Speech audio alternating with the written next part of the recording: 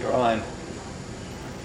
Niagara Falls, majestic curtains of surging water cascading onto the jagged rocks below.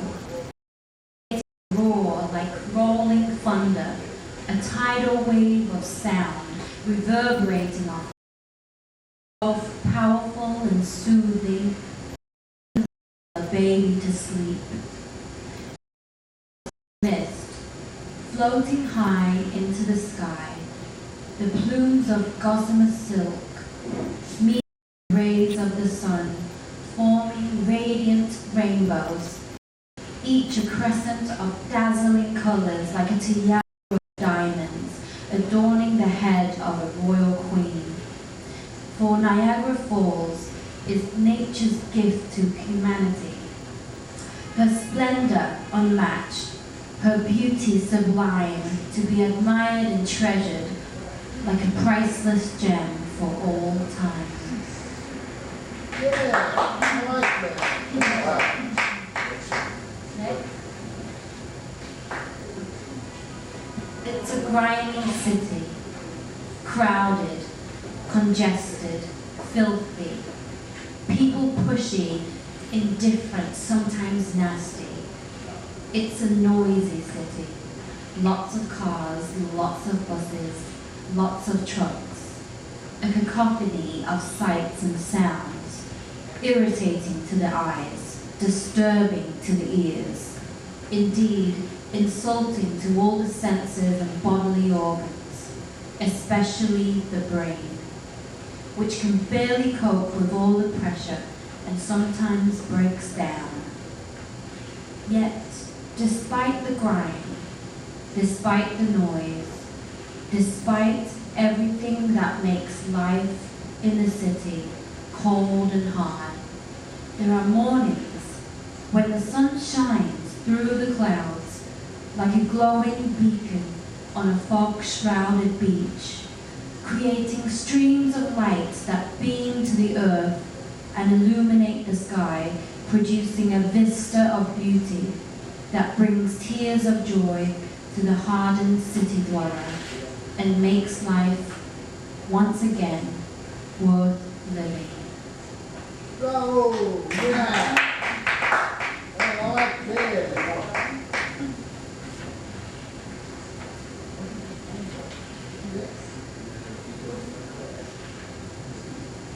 People talk, sometimes yell, making noise, need to quell.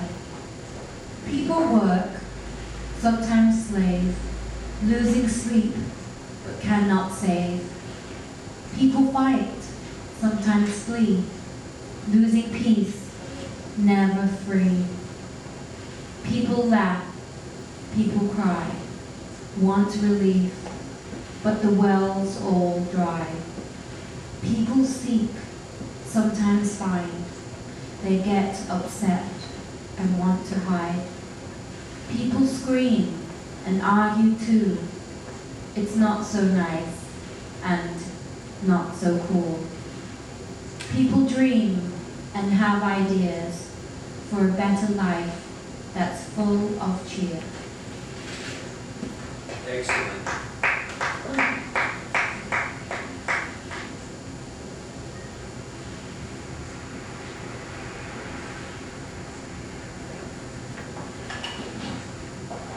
So do the last one.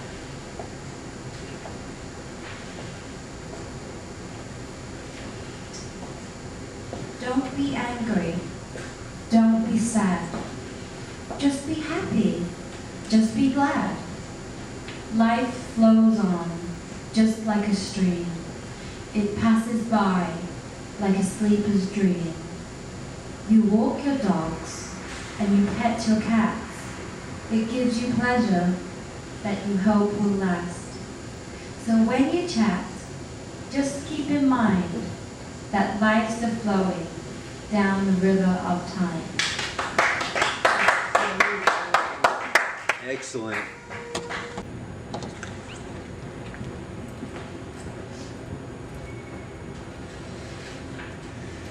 Well, hello everybody. Ah, My name is Phillip Weiss, and this is Sandra Chan, and I want to thank everybody for coming out tonight to see the show. Now this show consists of two parts.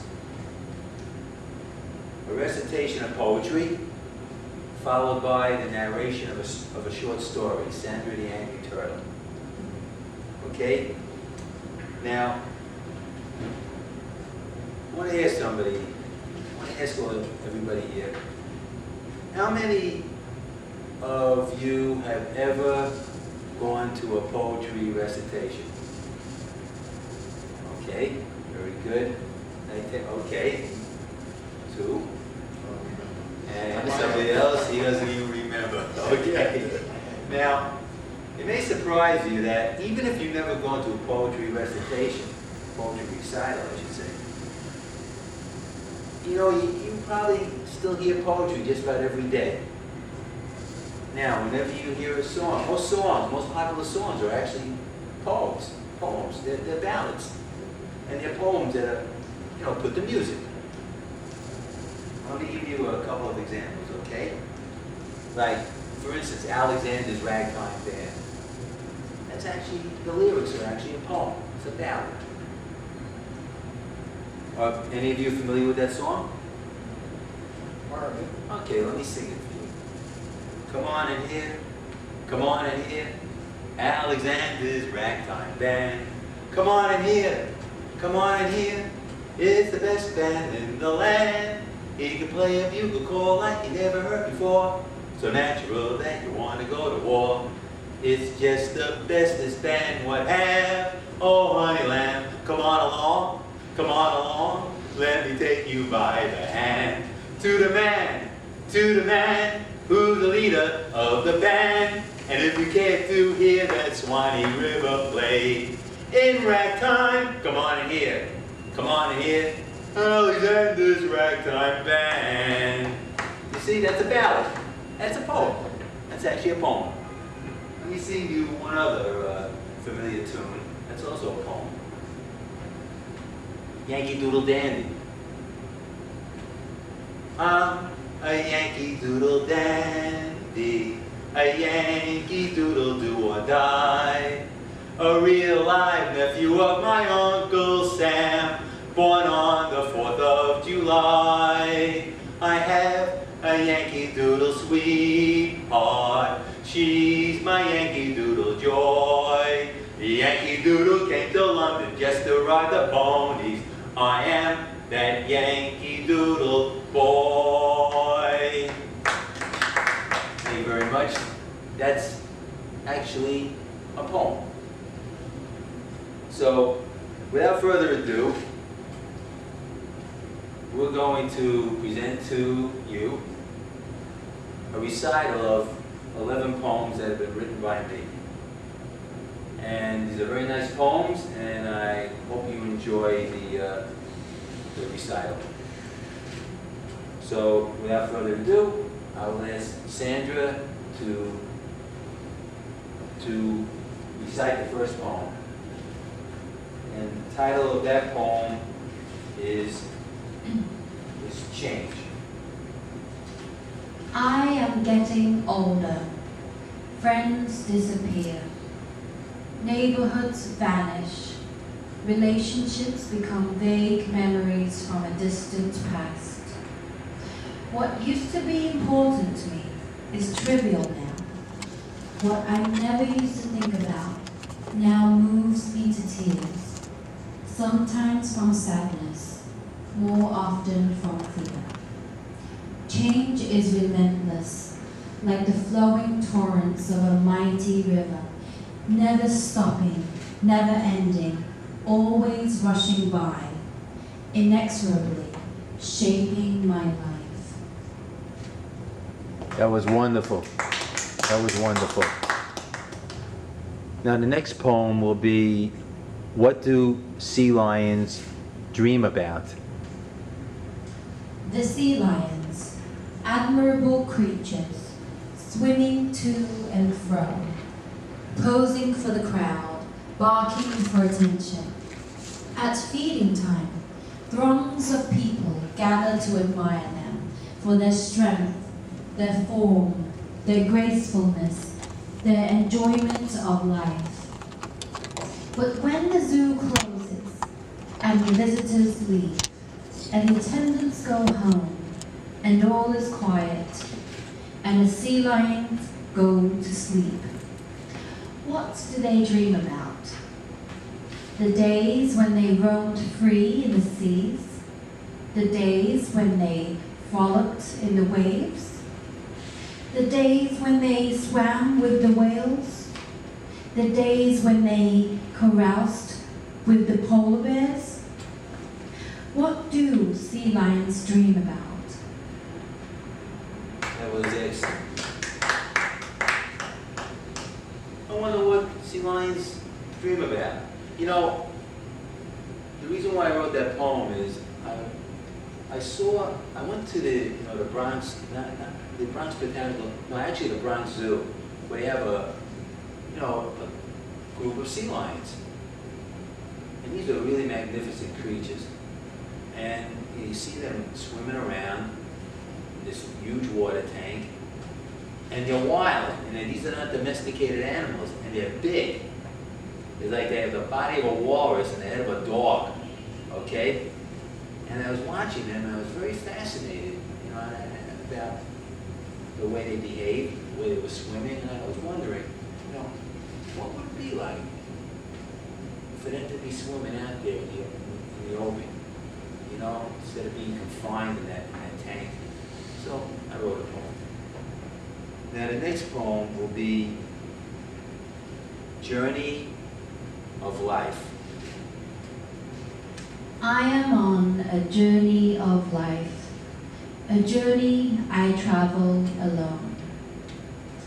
I have relatives, I have friends, I have hobbies, I have work. I have traveled and done many interesting things. Still, I am alone, profoundly alone, a microbe in the sea of humanity, a molecule in a vast expanse of the universe, a plankton in the riptide of life, subject to forces that overwhelm me, carrying me somewhere, I know not where. Beautiful. Excellent.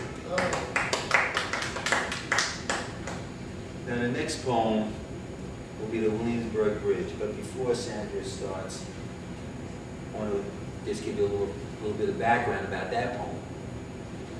Anybody here not familiar with the Williamsburg Bridge? Okay, that's good. Well, the Williamsburg Bridge is, it's over 100 years old. But I saw photographs of the Williamsburg Bridge when it was first opened. It was beautiful. It was actually a beautiful architectural structure. It was shiny, it was new. The Williamsburg Bridge was once new. We only think of it as being old. It was actually new. And so I looked at it. I actually admired the Williamsburg Bridge. And after watching it and looking at it and thinking about it, I wrote a poem about it. Sandra, take it away. It's an old structure now. Rusting steel needs constant repairs, covered with soot, grimy, taken for granted, simply a means of conveyance. But when it was new, it was grand. It shined in the sun, a marvel of engineering and a work of art, and still is today if you look closely. Its massive steel girders, its tall support towers, its wide roadways and long subway tracks proclaim to the world, we are important, we matter, we still count, so don't forsake us, don't tear us down only because we are old. Let us live. Wonderful. Wonderful. Now the next poem will be Circus of Life. But before Sandra begins, let me give I was sitting at a McDonald's restaurant a while back, probably drinking some tea, who knows what I was eating, and I was just watching people go by in the street. I was watching the activity, and I felt like I was like a spectator at a circus. So I wrote a poem about it. And with that, I turn it over to Sandra. People on the street, walking, running, riding, doing all sorts of things. They are a cavalcade of stars, all mingling together like actors on a stage, performing in that big show unfolding right in front of me, a spectator in the stands, who is a participant too, in the circus of life. Wonderful. Now the next poem is entitled Niagara Falls. Now, has anybody here not seen Niagara Falls? Have you seen Niagara Falls, Dominic? Irene? Danny? Yes, I have. Okay. Well, I saw it. I've been up there several times. I was absolutely flabbergasted by the immensity of Niagara Falls. Everything about it. I was stunned. I heard that it was big, but I didn't expect to see what I saw. It was immense. It was huge. It was really incredible. So I wrote a poem about it. Sandra? Niagara Falls, majestic curtains of surging water, cascading, never ending onto the jagged rocks below, creating a roar like rolling thunder, a tidal wave of sound reverberating off the cliffs, both powerful and soothing. It can even lull a baby to sleep. And of course, the mist, floating high into the sky, the plumes of gossamer silk meeting the rays of the sun, forming radiant rainbows, each a crescent of dazzling colors like a tiara of diamonds adorning the head of a royal queen. For Niagara Falls is nature's gift to humanity, her splendor unmatched, her beauty sublime, to be admired and treasured like a priceless gem for all time. That was beautiful.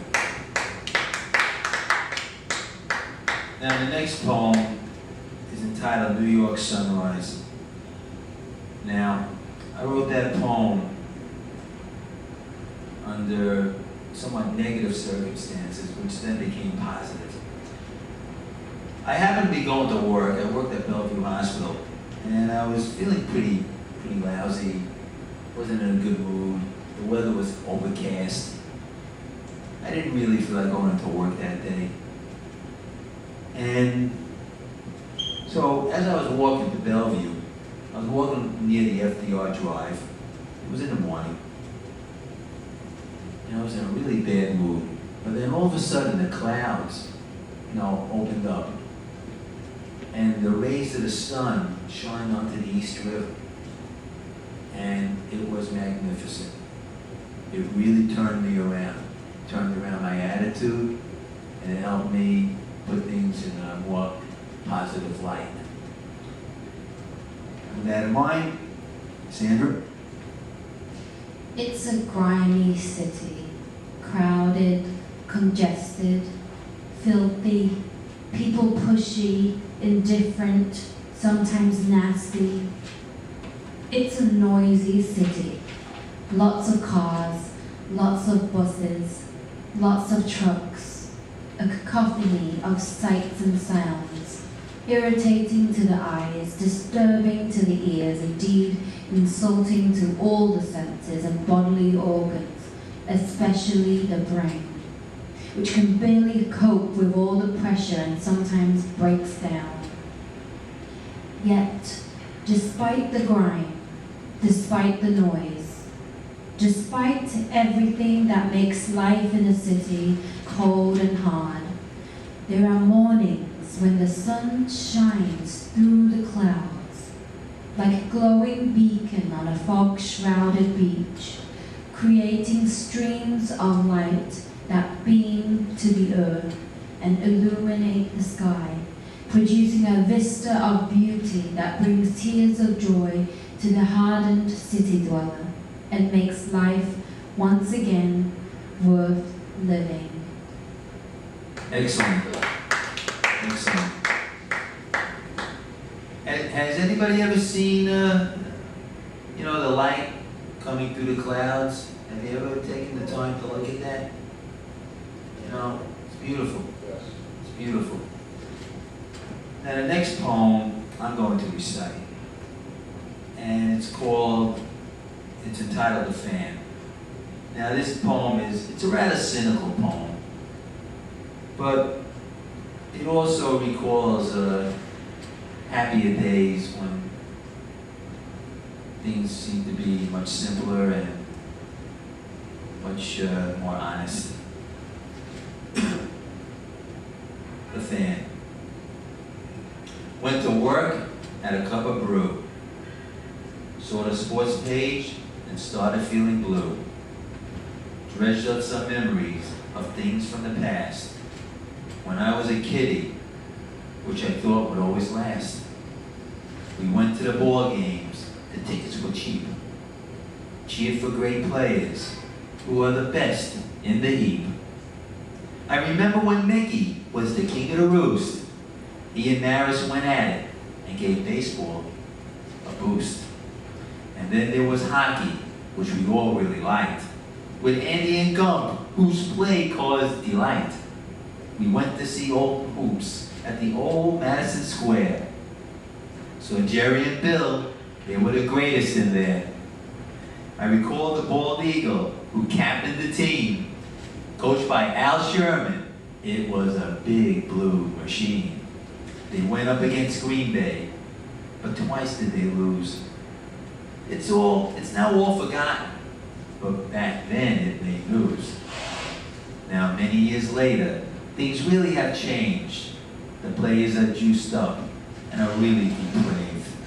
They're bigger and stronger than the guys in the past, but lack what it takes to do great things at last.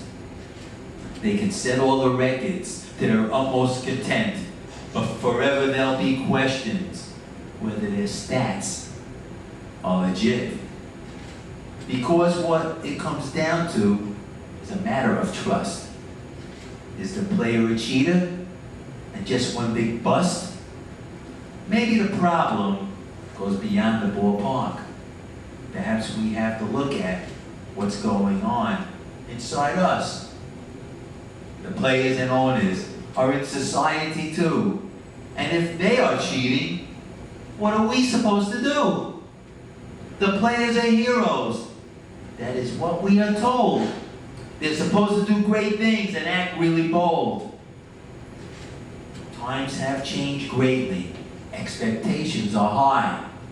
The money is big. The payoff real fine.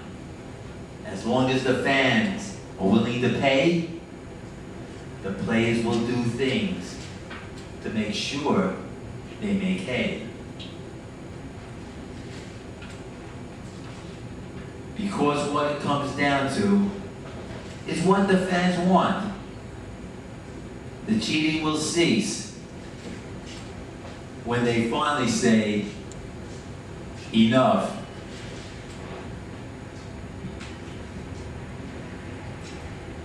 Greetings. Don't let me interrupt. You gotta turn up your cell phone.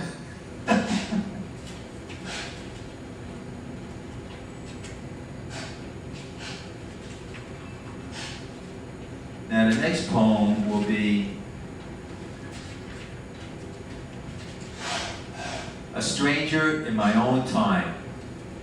Now this is a poem where I'm reminiscing about the distant past, about a time that's almost all but gone, and for many, forgotten. So, at any rate, I'm going to now recite A Stranger in My Own Time.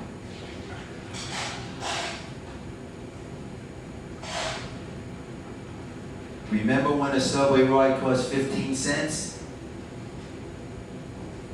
And a pack of baseball cards cost a nickel? It was a long time ago. Remember when Mickey and YA were the talk of the town? And Casey managed the Mets? And there was a place called the Polo Grounds? And Tom Tresh was the AL Rookie of the Year? It was a long time ago. Well, how about when people went to drive-in movies and a double feature cost 50 cents? And Marilyn Monroe and Clark Gable were still alive. And Johnny Carson was a game show host. It was a long time ago. And what about a time when families stayed together and divorce was almost unknown and children respected their parents and Fess Parker starred as Davy Crockett and Dr. Kildare and Ben Casey were our medical heroes? It was a long time ago. Remember when there were factories and a college education was affordable? And housing was affordable too? And silver coins were not collectibles? That was a long time ago. Remember when the United States seemed really united? And neighborhoods were stable? And kids played stickball, punchball, and boxball? And we had faith in our political leaders? It was a long time ago.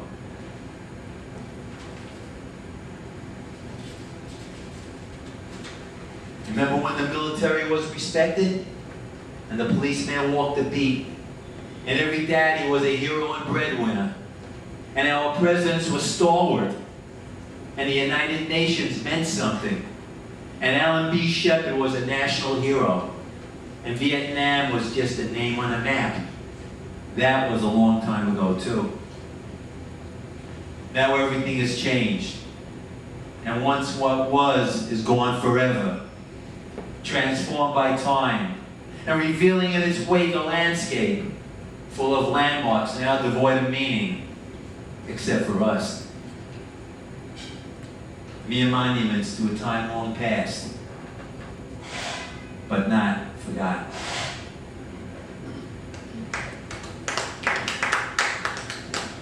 Thank you. Now the next poem will be People Talk. And let me tell you a little bit about that poem. I was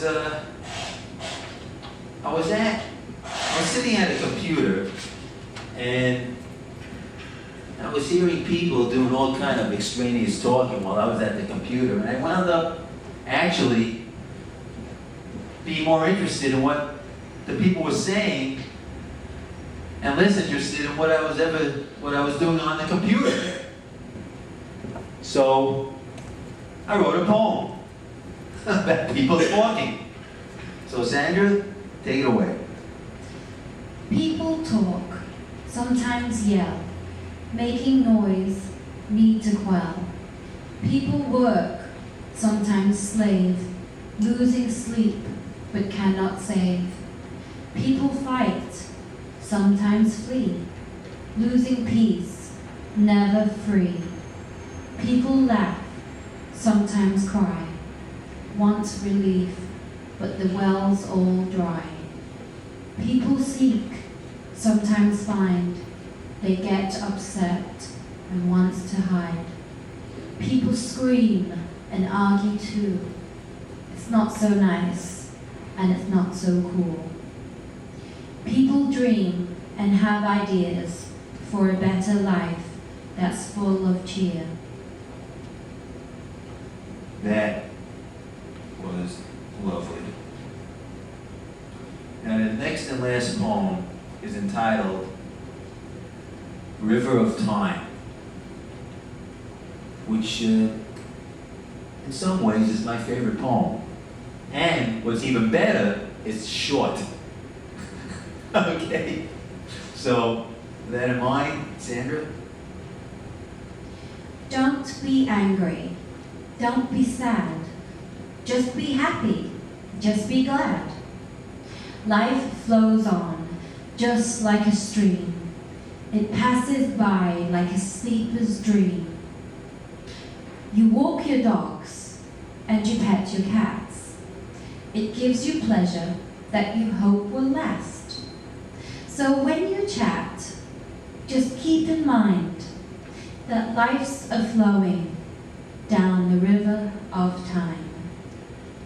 That was lovely. And with that concludes the first part of the show. And we're going to take an intermission. And after that, you'll be hearing a narration of a wonderful story. How do I know it's wonderful? I wrote it. Okay, so let's take a break.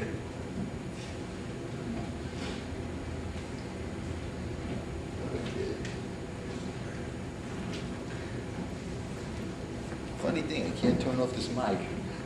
So Fred, how you doing? All right, brilliant. Ready for more. Fred, did you pay for your ticket? No. You're trespassing. Dominic, he's security. Dominic, take care of this guy. But I just have Take, to go. take care of this guy. Who's in charge of security? Him. Who's the security? He's a security guy. He can't be security guy. He's in charge of the lighting. No, it's Dominic. He's the guy. I can't turn off this. So far, it's complete very well. So it was good, Phil. Very good. It's like a dress rehearsal, you know?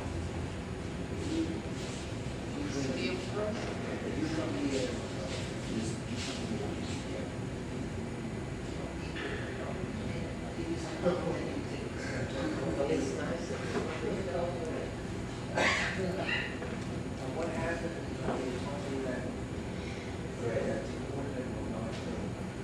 They bailed out. You know, there's weekly messages about, I have, is this, about the pistachio nuts, the potato chips? You're in a lot of trouble. What am I supposed to do? You're going to become part of a class action suit. I mean, if I was eating pistachio nuts, then I heard they have like salmonella poisoning. I said, what is this? You gotta be part of it. You gotta submit your name to class action suit. Yeah, I'm gonna sue. I've been subjected to salmonella poisoning. You say thousands of tons of pistachio nuts have been returned. I'm going to these acting gigs, as an extra. So what do they do? Of course, they throw food at you. One thing about these acting gigs, they love eating. So I thought you'd have some pistachio, I would have, but after hearing about the salmonella poisoning, I'd be the one that's giving out the poison pistachio. I heard that, right. I couldn't believe it. So, Sandra, I just want to let you know that I'm greatly impressed with your style of presentation. But I've heard people match up these poems, and you could take a perfectly good poem and destroy it. So, I've been on, I've been doing extra work on TV shows. What are you talking about? Yeah. I heard you were an extra. What show was that? Gossip Girl, Law and Order, Criminal Intent. That's a big one. I know. Yeah. I'll tell you, but it's very hard to get back on because once you get on the show, they want you for a certain time, and so I keep putting in. They don't call you back once you've been in a scene or 2 or 3 or 4. They don't call you back. I got a talking point. I love to get a talking part. That's where you gotta pay the scale. That's when you make it. What they wanted you to do, just like be part of the crowd. Yeah, just be part of the crowd, or like in Law and Order, they want to be, I'll playing a psychiatrist who's giving a report to one of the detectives. There's background work here, and I do a close-up on it. Background stuff. Tell me when it's on. You don't know. Probably, mate. I don't know. I never watched these shows. You should see how they make these shows. They're going like factory. Trying them out. They got sets, right? They take a warehouse, they convert it into a series of sets, right? And it's like, imagine this room here, right? And instead of a ceiling, you got open space with lights and wires and everything. It's totally phony, okay? Completely phony. And this is what people I want. don't know, how do you get to be an extra? You just go by and say, I want to be an extra? No, you find central cast. You could be an extra. You could be a great extra. I can Don't see put this you. guy. Of course I could. Anybody can farm. I told Dominic about it already, but you gotta go down there. It's 875 6th Avenue, okay? You have to go down there to 31st Street, 16th floor. You gotta go down there Tuesdays and Thursdays at 11 o'clock. There's 2 IDs. You tell them you want to be an extra. Absolutely. They'll give you some paperwork. Fill out. Yeah. So pennies Do every they day. pay you? Yeah. Would you get paid? You get paid $80 minimum. For? But just once you booked into the show, they can once they it's gonna be $80 for 8 hours of work, and then they pay a little bit of overtime. Like in Gossip Girl, I spent 13 hours on a set. So I got my gross at 124. When is that on? Gossip Girl, I that's barely on heard of it. Monday at 8 o'clock. You should, you know. You should take it. Yeah. You know, You know. Now what happens, after 3 or 4 times, they're not going to watch it? Yeah, but, you know, I'm pretty sure of that because, like, Or they're going to like your face and decide? they look strictly, they're looking for a certain type, you know, they need somebody to play a psychiatrist. They need somebody to play did you speak? Was that speaking? No speaking. So you was like a couple of seconds on It might be on for more than a couple of it? seconds. You want for like 30 seconds? The camera is not directly on you, your background. I got it. You ever see like They want- your background? Do they want the back of your head? There's one scene where they only shoot you from the back. I don't get what they shoot, this maybe. How do you get a speaking part? So you gotta, Accommodation. that's where. Can you pay bucks? Speaking No. You don't maybe, I would You say, won't. maybe, what, one, would you like to represent it? part? No, if I wanted a speaking part, can I lay out some money? No, what you gotta do, you gotta go for auditions. That day, you gotta go do auditions. Like Friends, Romans, Countrymen, Lend Me Your Ears. It was done in Latin. I got it. I'll do that in Latin. You know, that's very It was good. originally done in Latin. No, it was done in English. That's Shakespeare. Right. Old English. No, this is the way you wrote it. The way that we sang it. No, it hasn't been modern. I don't think English should change that much. I mean, a little bit. I think it's that. But it is English. Oh, there used to be middle English, in case you forgot. I'll never forget that English. The English that came before modern English. You know, French when you Shakespeare. go to Shakespeare, they have, yeah, and they spoke in the middle, you know, they spelled things a little different. They didn't say, it wasn't American. So Fred, what am I supposed to do? When let's say you have pistachio nuts, potato chips, popcorn, and pretzels. Do I mix them? Do you eat them separately? What am I supposed to do? Your problem is, this is your problem. The problem is that you feel that it dictates, like elements, you dictate everybody's life. Okay? It makes me think that you might be a communist.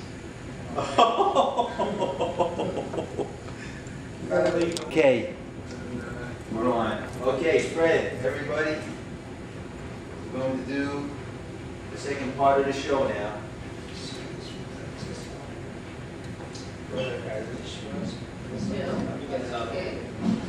Fred, Wait, I'm just getting the paper here. Fred, you're holding up the show.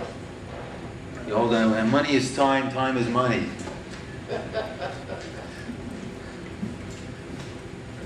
Okay, first I want to thank everybody once again for being here. And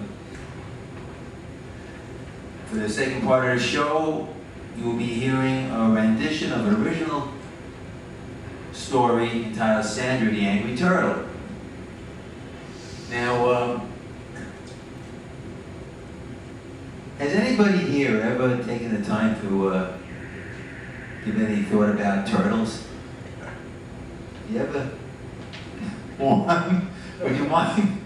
Well, what have you thought about when you know, turtles? I had a turtle as a pet. Oh, really? No, I did too. His name was Oscar. Okay, so Yeah, I did people, too. everybody had pet turtles.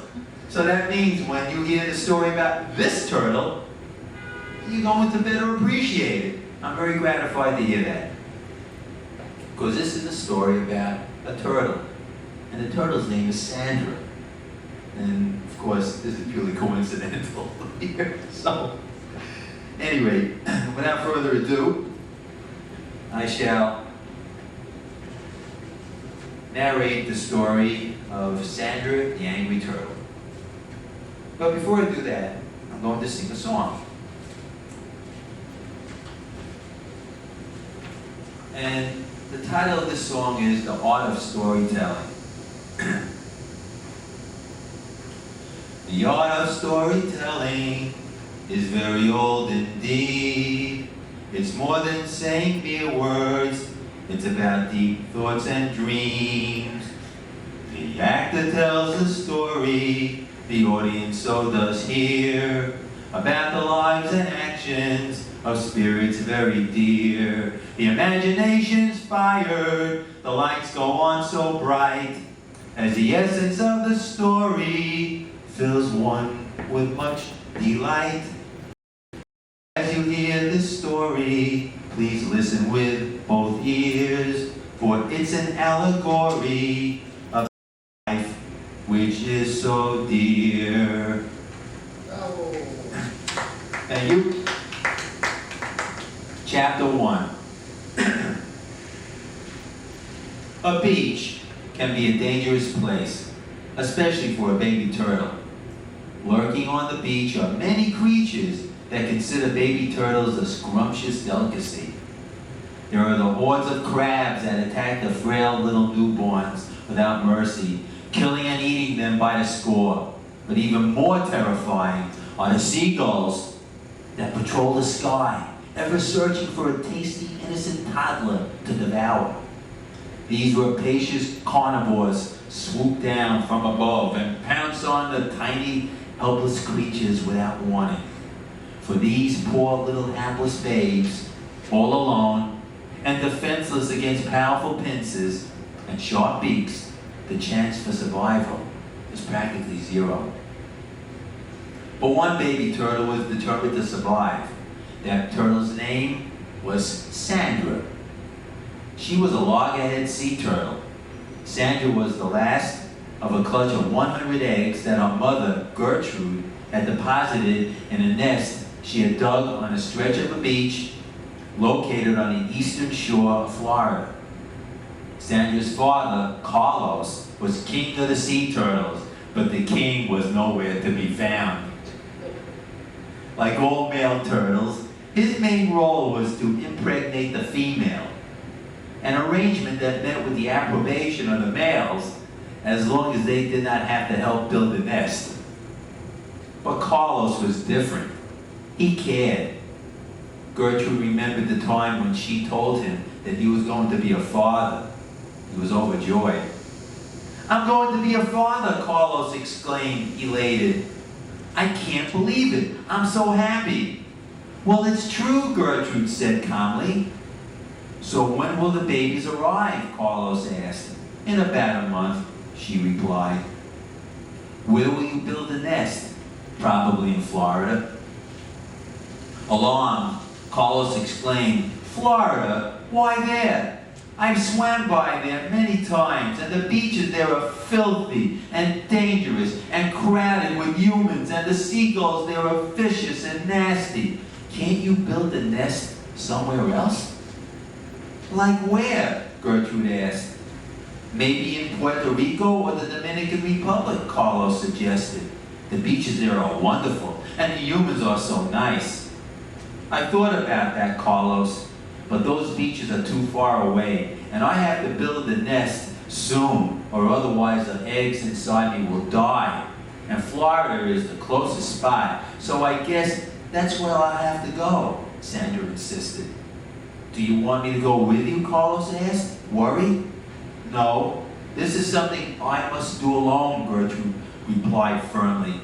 I'm really afraid that none of the young ones will survive on that disgusting beach, Carlos persisted. I'll dig a deep nest and try to find an isolated area. Maybe that will help, Gertrude said, trying to assure Carlos. Maybe it will, but I still want to go with you, Carlos insisted. Losing her patience, Gertrude shouted, No! You know the law. Only the females can return to the beach, never the males. Your job is to father the babies. Mine is to do everything else to make sure that the babies hatch. So, no more talk of going with me. And besides, on the beach, you would be a target for abuse from every human. And you know how mean they can be. And I don't want you to get hurt because you are beautiful. You are a beautiful turtle. And I want you to stay that way. Carlos was deeply moved by Gertrude's remarks. Oh, Gertrude, how I will miss you, Carlos exclaimed. I will always remember how we swam together in the waves and how we enjoyed the time we spent together. It was like a dream come true, and now I will be a father. It just hurts that I'll never see my children. I know that, Carlos. But that is just the way it is, Gertrude said with sadness in her voice. The children must fend for themselves, and there is nothing we can do for them once they are born. On land, we'd be as helpless as the children themselves. And once they reach the sea, they won't need us anyway. And besides, even if we saw them again, they wouldn't even know who we are. That's true, Gertrude. I love you so much, I really do, Carlos said with much emotion. And Carlos, I love you too. Gertrude and Carlos reached out to each other with their front flippers and touched each other's shells, which is a turtle's way of showing deep affection. Good luck and take care of yourself, and may the supreme leatherback from the deep protect you always, said Carlos. And the same to you, my love, Gertrude replied. Gertrude and Carlos then turned and swam away from each other, never to meet again. Back on the beach, Gertrude intuitively knew that the baby turtle developing inside a 100th egg deposited in the nest would be destined for greatness, and named the unborn baby Sandra, which in turtle language means special one or great one. After depositing the eggs, she carefully covered the nest with sand, bid a gestating brood a fond farewell, and then, with tears of joy flowing from her eyes, but also feeling a twinge of sadness, dragged herself back to the ocean, never to return. A week later, Sandra hatched. She was about 4 inches long and had a beautiful soft shell. Within minutes after hatching, she had tunneled her way to the surface of the sand.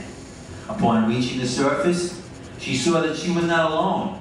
With her were all of her brothers and sisters who, like her, were also newly hatched. Now, in order to survive, they would have to make a perilous trek across the beach to reach the ocean where they would be safe. No one craved to feel that refreshing sway of the cool ocean surf more strongly than Sandra. Although small and vulnerable, Sandra was determined to live. And for a little gal, she had a lot of spunk.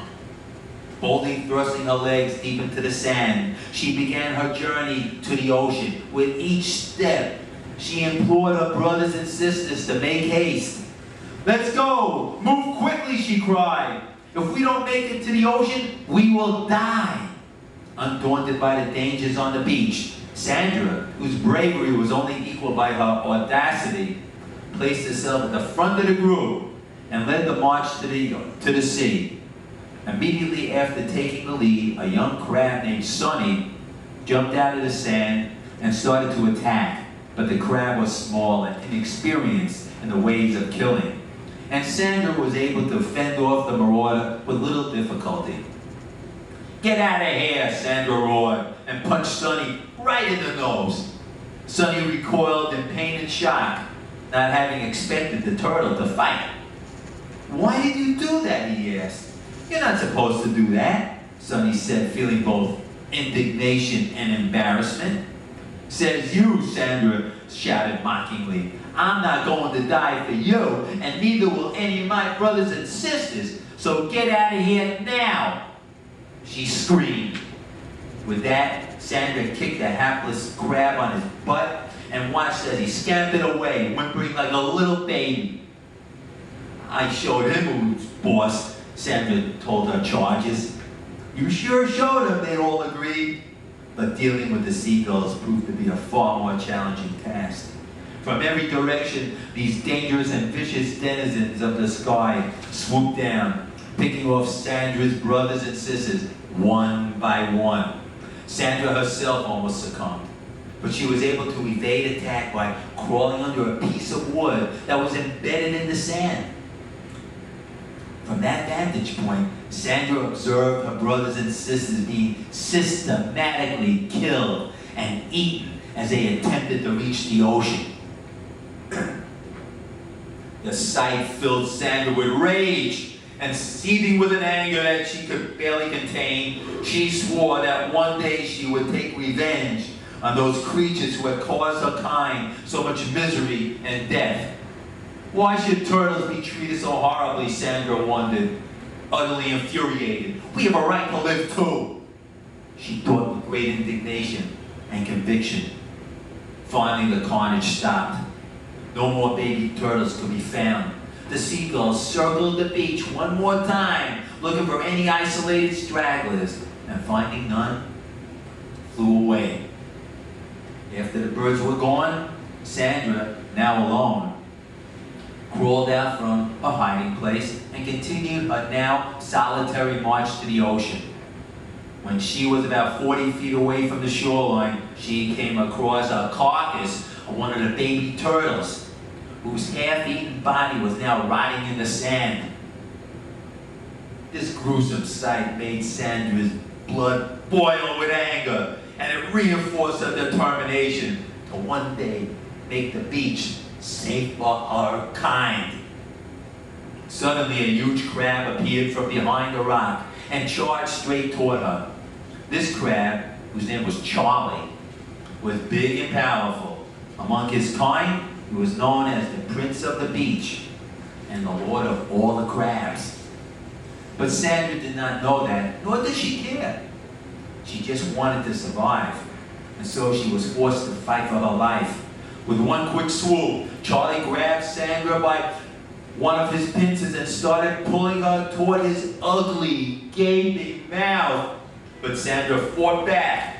With a strength that surprised the vicious crab, she broke free from Charlie's grasp and then bit him on the top of his head, causing Charlie to retreat in confusion and pain.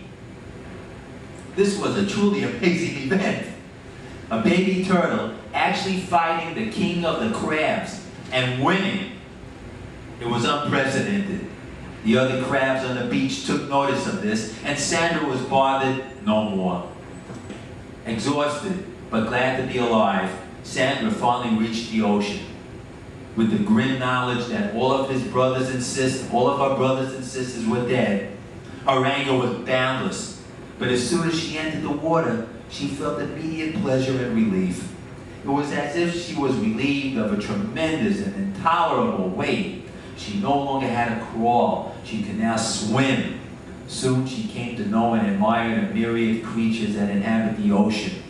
There were fish of all shapes and sizes, and they all seemed to be very friendly. There were also huge clumps of seaweed where Sandra, who was by nature a vegetarian, could eat kelp and sleep undisturbed at night. Living in this secure and comfortable environment helped to ease Sandra's pain and anguish. Sandra thoroughly enjoyed her life in the ocean.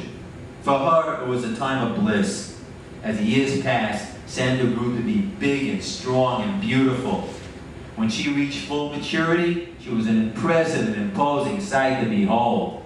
She was over 5 feet long and weighed almost 500 pounds, which was huge, especially for a female sea turtle. She was a handsome turtle too, with a large and majestic head and a beautiful shell that displayed a kaleidoscopic array of colors. She was the envy of the sea. The males of her species constantly approached her, trying to attract her attention and mate with her. They would bring her all sorts of presents, like pretty pieces of coral or the choicest cuts of kelp, which were considered a rare delicacy within the sea turtle community. A few would even try to provoke her by playfully touching her with their flippers. But Sandra was indifferent to their advances. Although she was popular, Sandra had more important things on her mind. Things that would allow for no frivolous distractions, no matter how attractive or persistent. The only male that Sandra respected was a small, sad-looking turtle named Arnold. He was old and frail, but wise to the ways of the sea and of sea turtles. Sandra often went to him for advice. One day she asked Arnold about her mother. "Arnold, I want to know about my mother. Why did she leave me?" Sandra asked with much sadness. Arnold thought for a moment, and placing his leathery front flipper on Sandra's smooth and shiny shell, and looking directly into her eyes, replied, "Your mother left you because it was the law which she had to obey. One day you will understand what she did." Perplexed by that answer, Sandra wanted to ask Arnold to further explain what he meant, but knew from past conversations with him that the more questions she asked, the more confused she became, as each answer gave her more food for thought, and if nothing else, Sandra was a most thoughtful turtle. Over the years, Sandra made many friends. Her best friends were Susie the stingray, with a long pointed tail and majestic body, Bobby the porpoise with her perennial smile and powerful flippers, and Clarissa the squid with her big beautiful eyes, long legs, and parrot-like beak. All day long they laughed and frolicked in the waves, led by Sandra, who organized all the fun. Often a cute little tuna fish named Alicia would join the fun, and whenever she showed up, she was treated just like one of the gang. But one day, Alicia disappeared. She was nowhere to be found. Later on, Olivia the moray eel, who sometimes swam by to watch the fun, told them that Alicia was killed by humans on a boat.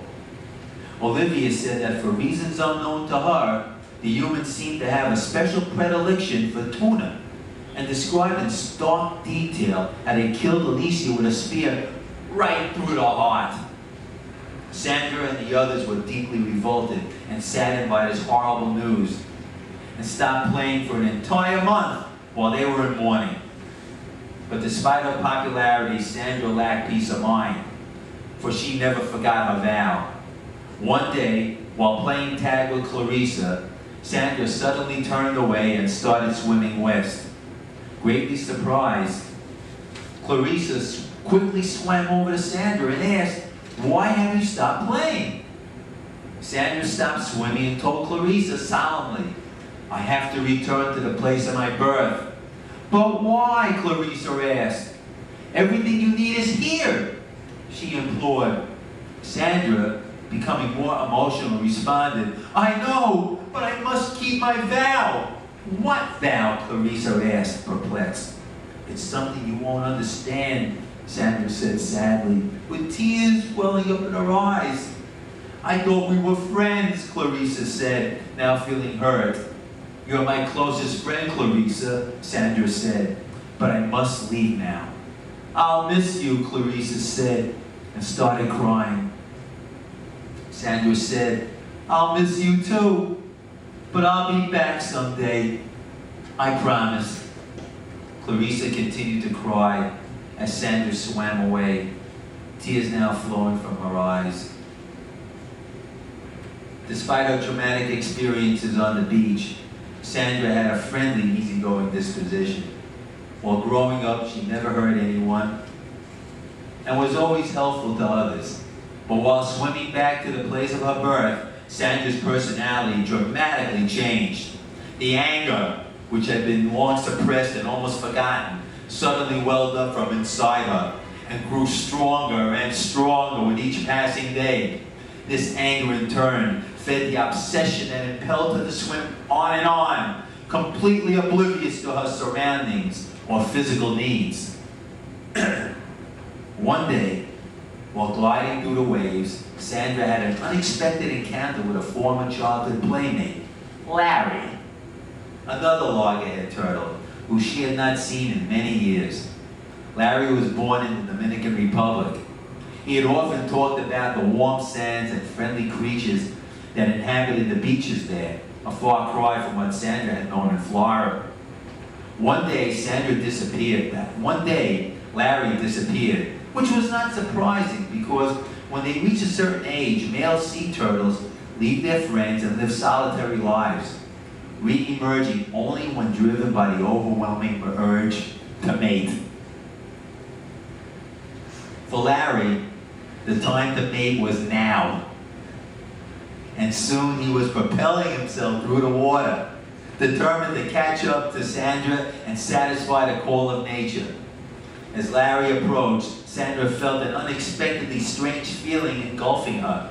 Unlike her previous encounters with male turtles, she now felt an overwhelming physical attraction for this immense, imposing male, and an irresistible desire to be physically close to him. Soon they were swimming together in tandem, the beginning of a brief but intense courtship. Flushed with excitement, Larry said, "It's great seeing you again," and placed his front flippers around Sandra's outstretched head. Sandra, her heart pounding, responded by rubbing her nose